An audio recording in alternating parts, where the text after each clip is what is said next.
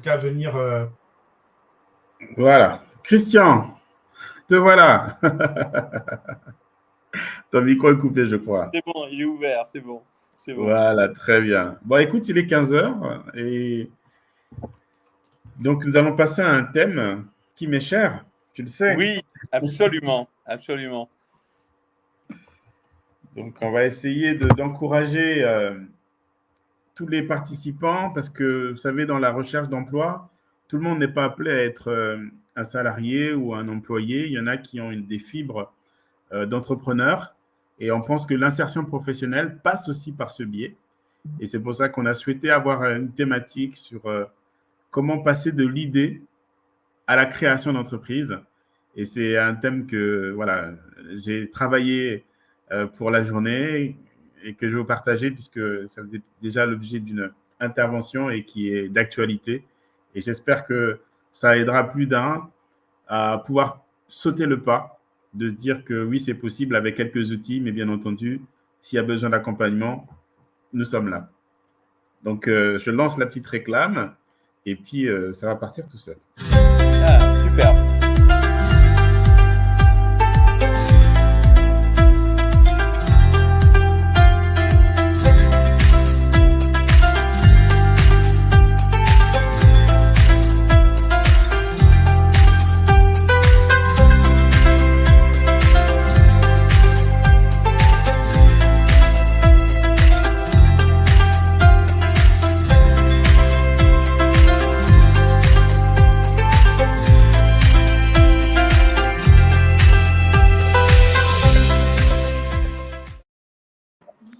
Et aussi une thématique qui m'est chère, comment passer de l'idée à la création. Avant de commencer, j'aimerais vous raconter une histoire qui va être un peu le prolongement de ce que vous avez vécu ce matin.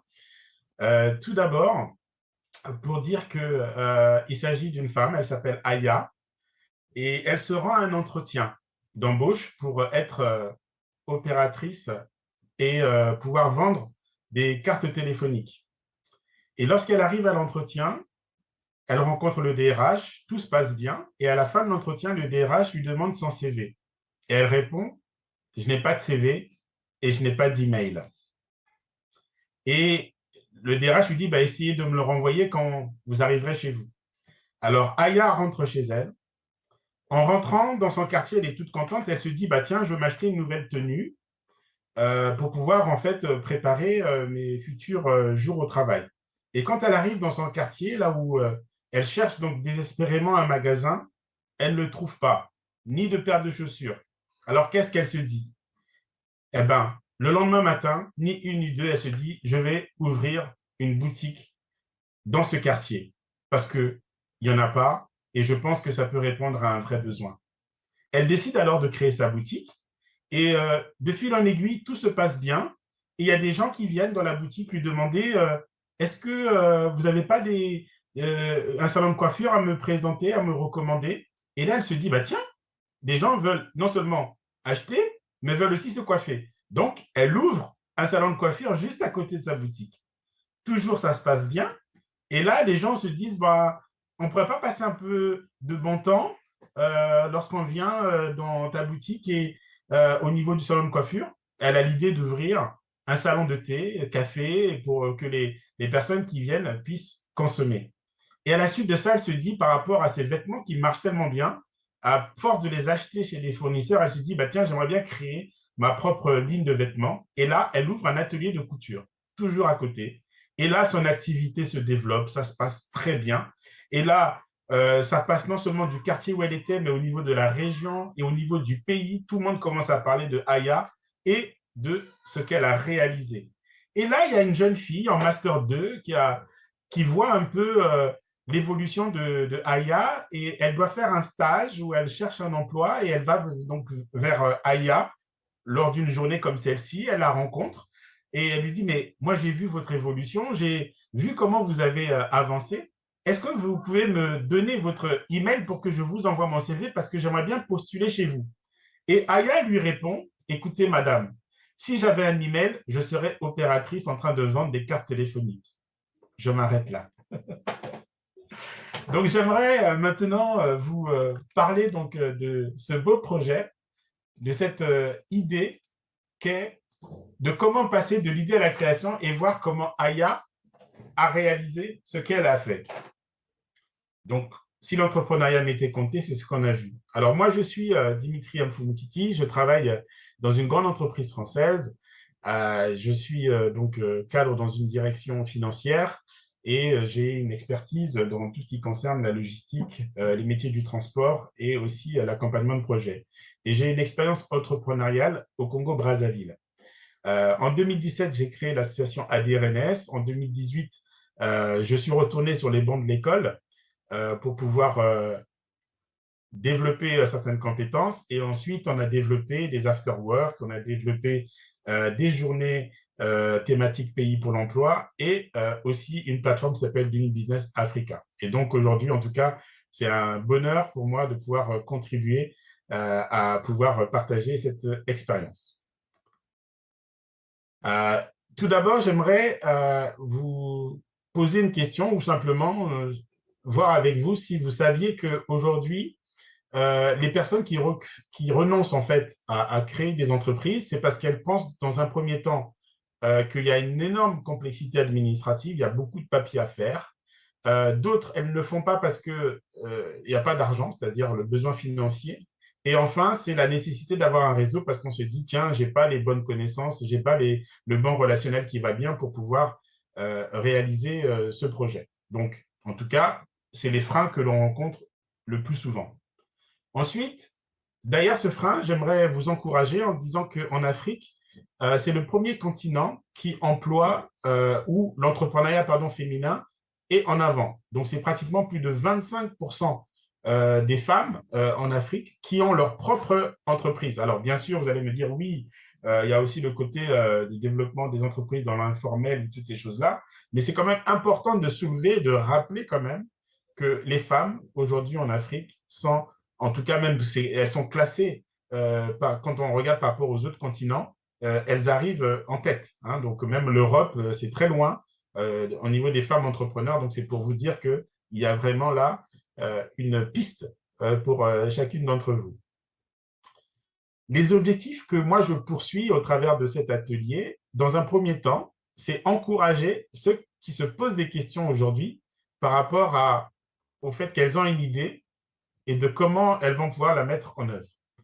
Ensuite, vous pouvez être aujourd'hui déjà dans une expérience entrepreneuriale ou vous pouvez être dans une activité et vous voulez dire, bah, tiens, j'aimerais bien sauter le pas. Comment le faire?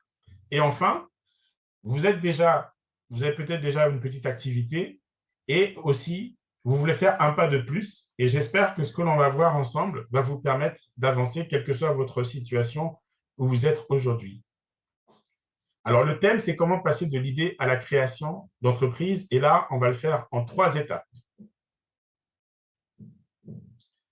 Les grandes étapes pour un projet donc, qui soit viable, pérenne et prospère. Donc, quand on dit viable, c'est parce qu'on veut que ça nous rapporte. Pérenne, il faut que ça soit dans le temps.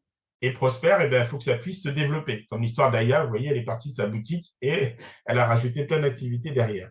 Et donc, on va commencer avec la première chose qui sera comment naissent les idées ou comment, à partir de quelle idée je peux la créer. On verra ensuite la faisabilité, comment je vais pouvoir valider mon idée de création et enfin, la mise en œuvre. Et je terminerai par 2 exemples concrets pour pouvoir vous montrer que c'est possible. Alors, les idées, c'est très simple.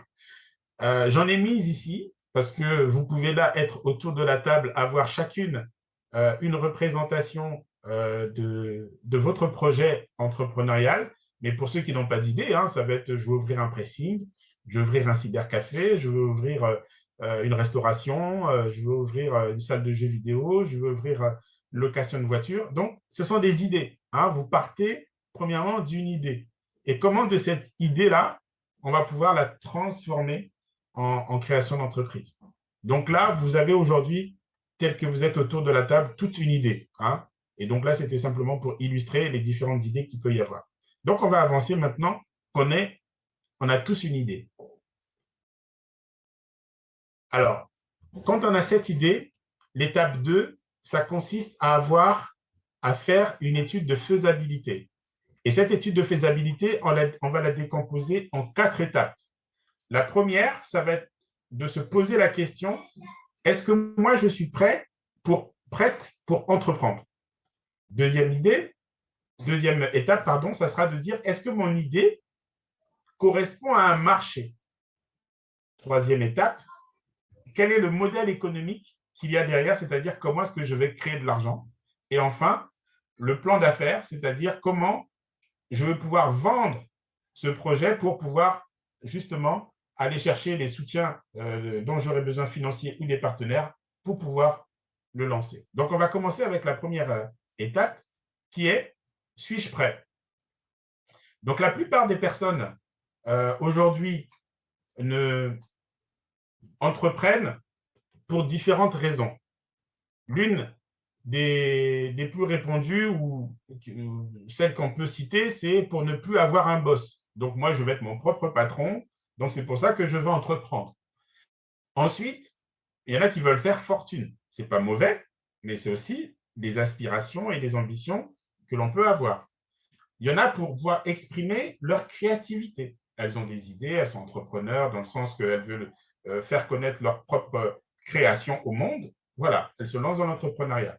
Il y en a qui veulent atteindre des objectifs qui se sont fixés personnellement. À tel âge, je veux faire ceci, je veux peut-être vivre dans tel quartier, je veux aller dans tel continent, et ainsi de suite. Il y en a qui le font pour être libres, financièrement, indépendantes, ou pour voyager dans le monde, parce que le fait d'aller chercher des fournisseurs, d'aller chercher des partenaires, ou de participer à des salons, eh bien, ça permet tout cela. Donc, la question que je me pose au départ, est-ce que moi, je suis prêt pour entreprendre? Dans ce cas-là, quelles sont les ambitions? Quel est le moteur, en fait, qui m'anime pour entreprendre? Parce que ça, c'est très important et c'est ce qui va vous tenir tout le long parce qu'il peut y avoir des moments où vous aurez des hauts, des bas et c'est ça qui va vous, en fait, raccrocher à votre idée d'entreprendre. Donc, première question qu'on doit se poser, c'est est-ce que moi-même, je suis prêt pour cela? Et qu'est-ce qui m'anime? Deuxième étape, est-ce que mon idée correspond à un marché? En gros, c'est-à-dire que par rapport à l'idée que vous avez, au projet que vous voulez réaliser, à qui il s'adresse, en combien de quantité et qu'est-ce que vous voulez faire? Et pour cela, la démarche qu'il convient de faire, c'est de réaliser ce qu'on appelle une étude de marché. Et là, cette étude de marché va consister à avoir ce qu'on appelle donc des éléments qualitatifs, donc c'est-à-dire que les gens vont vous dire ce qu'ils apprécient, ce qu'ils n'apprécient pas. En termes de quantitatif, vous allez pouvoir dire, ah bah tiens, il y a tant de personnes qui sont intéressées par telle et telle chose, et ça va orienter du coup aussi votre réponse au marché. Et ce qu'on appelle les focus group, c'est-à-dire que vous allez réunir des personnes et vous allez leur parler de votre idée. Et vous allez là recevoir un peu leur retour, leur feedback, c'est-à-dire ce qu'elles pensent, ce qu'elles ressentent de comment ce service ou ce produit peut être fabriqué. Et ça vous permettra de vous donner des idées pour pouvoir le réaliser. Et l'idée ici, c'est ce qu'on veut faire, c'est que votre idée ou votre projet soit adapté à l'offre du marché et pour pouvoir répondre surtout aux besoins des clients. Donc, c'est ça. L'étude de marché va permettre de répondre à cela. Ensuite, toujours dans cette idée, j'ai essayé de vous illustrer. Alors, je ne vais pas rentrer dans les détails, mais on va juste prendre celui qui est en jaune pour vous dire qu'à droite, vous avez donc l'entrepreneur, donc vous, par exemple, et de l'autre côté, vous avez l'entreprise, le client, pardon. À droite, vous avez le client et de l'autre côté, vous avez l'entreprise, donc vous qui allez répondre à un besoin. Donc, le bonhomme que vous voyez ici se pose des questions. Il a des attentes, il a des problèmes qu'il rencontre et il a une volonté, c'est-à-dire un rôle qu'il veut jouer. Donc, si on prend uniquement les lignes jaunes, le client, lui, il veut quoi? Il veut élargir son réseau, par exemple. Du coup, les attentes qu'il a, c'est pour pouvoir avoir un carnet d'adresses.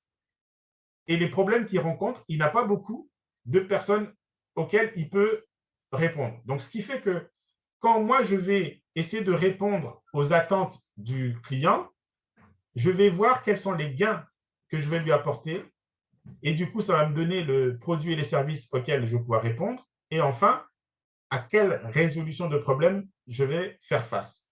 Donc, quand on dit que le client, lui, il attend d'avoir un carnet d'adresses, moi, je vais, dans la réponse que je lui apporter, faciliter les rencontres. Donc, par exemple, aujourd'hui, Maître Léa, avec son association, a facilité les rencontres. Donc là, elle est en train de vous donner un carnet d'adresses. Ensuite, euh, il veut élargir son réseau. Donc là, c'est quoi? C'est avoir un annuaire de membres.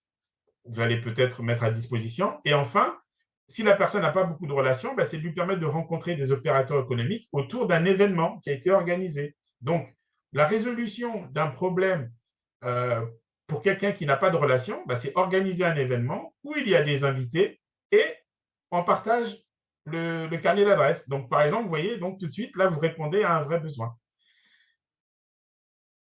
Étape 3, ça, c'est ce qu'on appelle le modèle économique. En gros, est-ce que ce que vous allez acheter va être couvert par les ventes que vous allez réaliser? Et comment est-ce que vous allez vendre cela? C'est le modèle, ça s'appelle le modèle économique. Ici, c'est identifier toutes les étapes qui vont vous permettre de créer, de capter et de délivrer de la valeur. C'est-à-dire que si vous avez besoin d'une boutique, si vous avez besoin de louer un bâtiment, si vous avez besoin, c'est ici que vous allez identifier toutes ces charges-là pour vous dire, ah, pour réaliser mon activité, ça va me coûter tant. Je vais avoir besoin de recruter une personne. Je vais avoir besoin euh, de, euh, de pouvoir faire la publicité sur tel réseau. Je vais passer par tel canal. Et ainsi, vous allez voir par rapport aux revenus que vous allez identifier, bah, savoir si vous équilibrez et si vous faites du bénéfice ou si vous êtes en plus, c'est-à-dire vous faites de la marge par rapport à ce que vous avez identifié. C'est cette étape-là, le modèle économique, donc ce qu'on appelle la viabilité, qui va vous permettre de voir si votre projet est viable. Donc, enfin, dans cette première étape-là de faisabilité, tout ce que vous avez fait, vous allez pouvoir le noter dans un document qu'on appelle le business plan. Donc, le business plan, en fait, c'est quoi? C'est la formalisation des étapes 1 à 3 qu'on a vues, avec d'autres informations, bien entendu, sur vous, sur votre CV, votre parcours, pourquoi vous voulez faire ce projet. Et ce document va être à destination des banques, des investisseurs et des partenaires qui vont vouloir s'associer au projet pour pouvoir soit vous prêter de l'argent ou soit tout simplement pouvoir vous appuyer dans votre projet de création. Donc, après l'étape 2, on a l'étape 3, la mise en œuvre. Et donc, on va voir dans la mise en œuvre 3 sous-étapes. La première, ça sera comment je vais chercher mon financement, quel est le choix juridique que je vais pouvoir réaliser par rapport à la structure que je vais créer, et enfin, la création d'entreprise. Alors, pour le financement, vous voyez ici, il y a différentes sources de financement. Alors, il y en a qui peuvent avoir des avances et aides financières, d'autres qui peuvent avoir des primes ou des subventions si vous êtes déjà en activité. Autrement, vous pouvez aller solliciter des prêts participatifs, des prêts d'honneur. Il y a souvent des organismes qui lancent des appels à projets. Il y a des prêts solidaires, il y a des prêts bancaires et il y a le crédit bail. Donc, tout ça, ce sont des sources de financement qui vont vous permettre de voir votre projet se réaliser. Après, en gris, ici, ça va être un peu pour tous les projets type start-up, où ils vont aller chercher des levées de fonds, c'est-à-dire hors des circuits bancaires, hors des circuits traditionnels. Donc là, c'est des capital risques, ce qu'on appelle des gens qui veulent investir en sachant très bien qu'ils peuvent aussi perdre leur argent. Donc, il y a toutes ces différentes sources de financement qui peuvent aller être cherchées pour réaliser les entreprises type start-up. Et autrement, en vert, ici en bas, à droite, vous avez le crowdfunding, c'est-à-dire que vous pouvez, sur des plateformes en ligne, présenter votre projet et dire, bah, tiens, je cherche tant pour peut-être faire la partie marketing, tant pour faire la partie construction de l'outil de production. Donc, c'est aller chercher là de l'argent auprès des particuliers qui vont venir soutenir votre projet. Soit vous allez leur faire un don en contrepartie, ou soit tout simplement, ils vont vous faire soit ils font un don, pardon, c'est sans contrepartie, ou soit ils font une avance et vous leur dites que, bah, tiens, vous allez leur offrir la première production de ceci quand ça sera réalisé, vous allez leur offrir, vous allez leur envoyer une invitation à l'ouverture. Voilà, il y a différentes sortes de retour que vous pouvez faire. Donc ça, c'est les différents types de financement que vous pouvez aller chercher. Ensuite, je ne vais pas rentrer dans les détails, mais ça, on peut vous accompagner. Il faut savoir que dans la création d'entreprise, il y a différents statuts qui vont de l'entreprise individuelle à l'EURL, à la SARL, SAS et SA. Donc, en fonction de ce que vous voulez faire, là, il faut vous faire accompagner. Donc, il ne faut pas hésiter à vous rapprocher, soit de Maître Léa ou de nous-mêmes à DRNS pour vous aider à voir en fonction du projet que vous avez, quelle est la structure juridique qui convient à votre projet. Donc là, ce qui est important, c'est avoir un expert comptable à ce moment-là et un avocat d'affaires qui va pouvoir vous dire vraiment quel est le statut qui convient le mieux pour votre création. Enfin, les démarches donc, de création, il y a des organismes qu'on appelle des centres de formalité d'entreprise quand vous avez tout contacté, quand vous avez tout réuni, auxquels vous allez aller. Et là aussi, vous pouvez vous faire accompagner pour créer. Et là, c'est la création d'une façon juridique. On donne naissance réellement là à l'entreprise. Et là, du coup, cette entreprise existe. Vous pouvez ouvrir le compte en banque et vous pouvez commencer à faire des factures et recevoir de l'argent. Donc ça, ce sont les démarches de création finale. Simplement pour résumer, on part de l'idée que chacun peut avoir. Ensuite, on va se poser 4 questions dans la faisabilité. 1, est-ce que je suis prêt pour entreprendre? 2, mon idée et mon marché. Est-ce que mon idée convient au marché? Je vais ensuite définir quel est le modèle économique, comment je vais gagner de l'argent au travers de cette activité et comment, ici, le plan d'affaires, ça va être d'avoir un peu comme un guide où vous avez écrit votre stratégie qui va vous permettre de suivre les étapes année par année. Ensuite, la mise en œuvre, c'est vous allez aller chercher le financement qui va bien, on a vu les différentes formes. Vous allez choisir le choix juridique. Vous voyez, le choix juridique n'intervient qu'à la fin. Bien souvent, il y en a, ils pensent déjà le choix juridique avant même d'avoir commencé. C'est pour vous dire que c'est important de respecter toutes ces étapes et qu'à la fin seulement, on pense à quelle forme on va donner à notre société et après, on va la créer d'une manière concrète. Alors, j'aimerais avec vous maintenant voir 2 cas concrets. Le cas de Fatou, qui a une idée de créer une entreprise d'installation et de maintenance de climatisation à Yopougon, par exemple. Donc, Fatou, elle a cette idée donc, de créer cette société qui s'appelle Yopoufroid, dont le but est d'équiper, maintenir les appareils de climatisation de Yopougon. Ça, c'est sa vision, c'est son idée, c'est ce qu'elle veut faire. Donc, vous voyez, dans l'étape 2, qu'est-ce qu'elle a dû faire dans la partie faisabilité? Elle va aller cibler sa clientèle. Elle va voir les personnes qui veulent des climatisateurs, des splits à domicile. Donc, elle va essayer de savoir dans le quartier quels sont ceux qui ont des besoins ou ceux qui ont déjà, parce que ceux qui ont déjà, elle va faire de la maintenance et ceux qui n'ont pas, elle va pouvoir les équiper. Ensuite, elle va comprendre les comportements d'achat de la concurrence. Donc, elle va voir si dans le quartier de Yopougon, il n'y a pas d'autres entreprises qui sont là. Donc, et elle voit que ces personnes sont livrées à elles-mêmes et font recours à des amateurs et ne pensent pas à l'entretien. Et la concurrence, on voit qu'elle est forte, elle est multiple. Donc, les gens qui réalisent ces genres de choses. Et enfin, elle va déterminer les leviers clés. Donc, pour elle, si elle veut réussir, il faut que le prix et la qualité de service soient très bonnes. Et il faut que la prestation soit de niveau et que ça soit toujours disponible par rapport au niveau des produits qu'elle doit présenter. Parce qu'il ne faut pas qu'il y ait des ruptures quand elle commande telle ou telle marque et qu'elle puisse répondre aux différentes demandes des clients. Une fois qu'elle a regardé la faisabilité, elle va voir la mise en œuvre. Sur la partie mise en œuvre, ça va être de créer sa marque. Donc, la marque, c'est Prestafroid. Là-dessus, elle va essayer de se faire aider si elle n'arrive pas à trouver le nom de cette marque, parce qu'on peut aussi se faire accompagner à ce moment-là.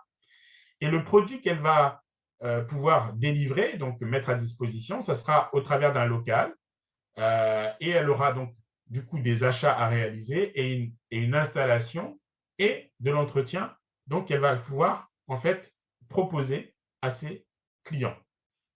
Enfin, le mécanisme de vente, c'est quoi? Elle aura besoin d'un commercial, d'un technicien et de mettre donc en place des facilités de paiement parce que tout le monde parfois ne peut pas payer en une fois. Par exemple, s'ils veulent installer la climatisation, donc elle va dire vous pouvez payer en 2 fois, en 3 fois, en 4 fois.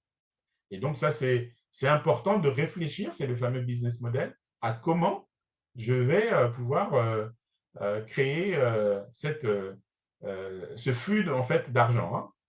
Et là, vous voyez que si elle respecte bien toutes ces grandes étapes et qu'elle a essayé de répondre comme elle a pu, elle peut maintenant commencer à enregistrer son entreprise, identifier le bon statut qui va bien et déposer cela au CFE. Ça, c'est par rapport à la société climatisation. Un deuxième cas, Maïmouna, qui a une idée, elle, c'est d'accompagner et former tous les jeunes diplômés d'Abobo dans l'insertion professionnelle. Donc, elle va créer du coup une société dont le but sera d'accompagner et former tous les jeunes d'Abobo dans l'insertion professionnelle ou voir la création d'entreprise. Donc, toujours dans la partie faisabilité, elle va cibler la clientèle. Donc, elle va rechercher les personnes qui sont en quête d'un emploi ou désirer de créer une entreprise. Comprendre les comportements d'achat de la concurrence, donc elle va regarder. Donc, ce sont des personnes qui ont besoin de savoir rédiger un CV, on l'a vu ce matin, une lettre de motivation, et elle voit qu'il n'y a pas trop de concurrence dans le secteur d'Abobo, là où elle est. Et elle va déterminer donc des leviers clés pour le client, c'est qu'elle ait de bons prix et qu'elle ait une très bonne qualité au niveau des informations qu'elle va communiquer. Elle va créer une marque dans la mise en œuvre, ça va s'appeler Big Boss, et au niveau du service donc, ou des produits qu'elle va créer, c'est participer à des séminaires, rédiger des ouvrages de méthode et peut-être avoir aussi un outil de calcul pour permettre aux gens de pouvoir faire leur tableau financier et qu'ils puissent comme ça faire leur business plan à 2 ans, 3 ans. Et enfin, elle va créer un mécanisme pour pouvoir vendre. Elle va avoir besoin d'un gérant, elle va avoir besoin d'un accès Internet, elle va avoir besoin d'un contact par rapport aux syndicats et les universités pour pouvoir en fait connaître les besoins en formation des entreprises ou connaître les étudiants qui sortent pour pouvoir présenter et offrir ces services à ces personnes qui seront dans le besoin à un moment donné. Donc, vous voyez ici, pareil, si elle applique la méthode, elle peut réussir de passer de l'idée à la création. Alors, en conclusion, j'aimerais vous dire que passer de l'idée à la création d'entreprise, c'est oser. Oser, c'est passer des nuits blanches à étudier les contours de son projet. Et avoir un projet d'entreprise, c'est chercher chaque jour, chaque minute, le moment propice pour se lancer. Vous voyez, donc c'est important quand on se lance là-dedans de se dire qu'on ne va pas compter son temps parce que ce sont à chaque fois des retours parfois en avant, en arrière qui vous font avancer aussi vite parce que c'est énormément de challenges qui sont devant vous, énormément de crispations, énormément de doutes, énormément de défis. Et c'est pour ça que c'est important quand on pose la question au départ, suis-je prêt? Quelle est ma motivation? Et c'est ça qui va vous faire tenir du début à la fin.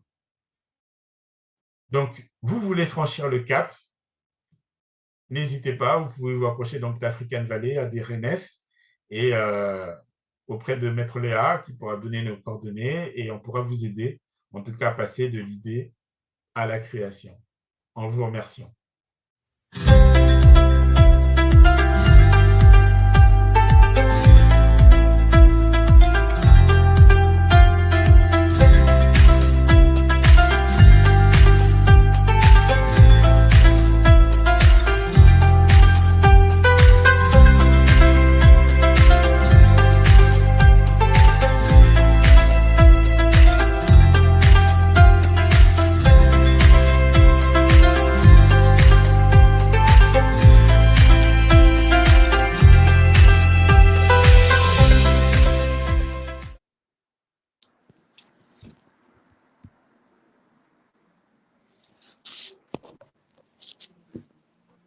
Oui, je disais donc voilà, en espérant que vous n'aurez plus peur de sauter le pas.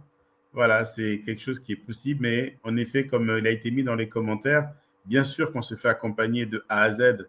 Alors, j'ai essayé de synthétiser, de rendre cela accessible, mais en effet, chaque étape mérite un accompagnement par des professionnels.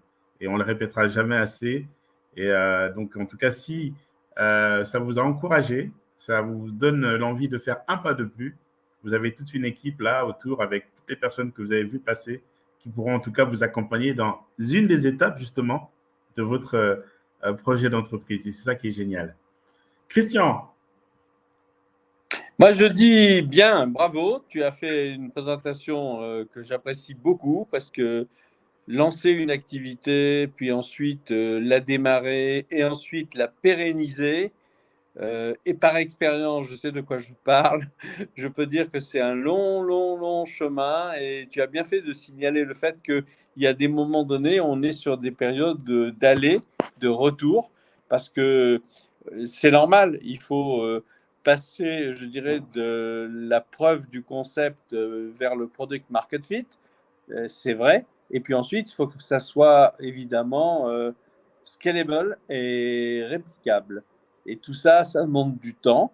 Des fois, il y a de la chance et tout s'enchaîne naturellement. Il n'y a même pas besoin de se poser la question. Un peu comme de la belle histoire que tu nous as racontée, au storytelling que tu as donné, où effectivement, en allant chercher un travail pour vendre des cartes téléphoniques, on est presque en train de gérer un centre commercial avec un certain nombre de boutiques.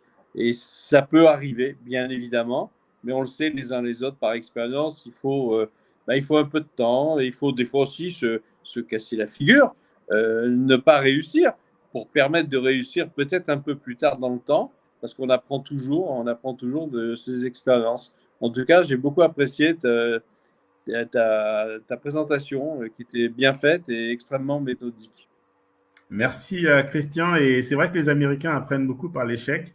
Et en Occident, on aime bien les premiers de la classe, mais il est important d'échouer parfois pour ne pas justement refaire les mêmes travers et savoir se relever surtout. C'est ça qui est intéressant, apprendre de ses erreurs.